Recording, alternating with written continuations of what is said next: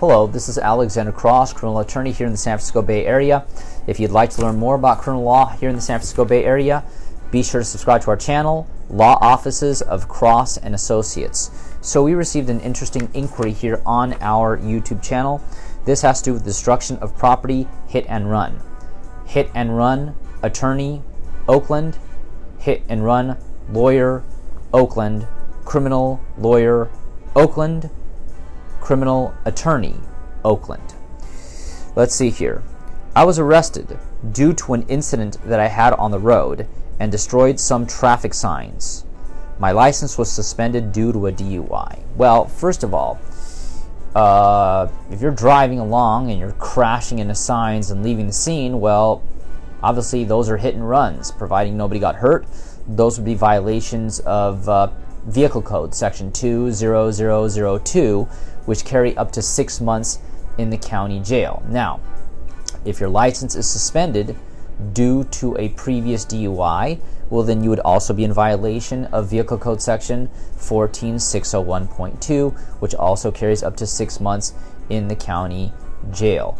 Now, my main concern about this is whether or not you were still on probation for that previous DUI. The reason is because if you were still on probation for that previous DUI, then we could potentially be talking about a probation violation.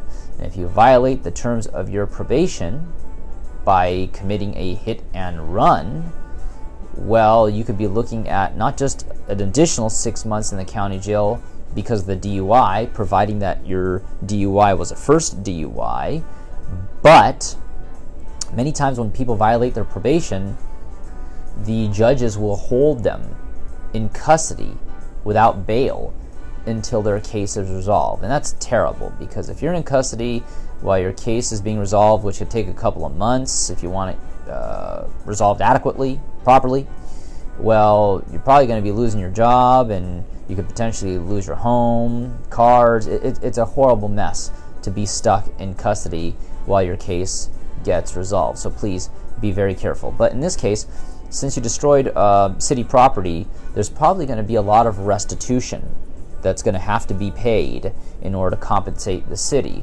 And it'd be horrific if for some reason or another, you got charged with, rather than the replacement value, if they charged you with the value of maybe the current price of the signs. We've seen situations where somebody may have destroyed a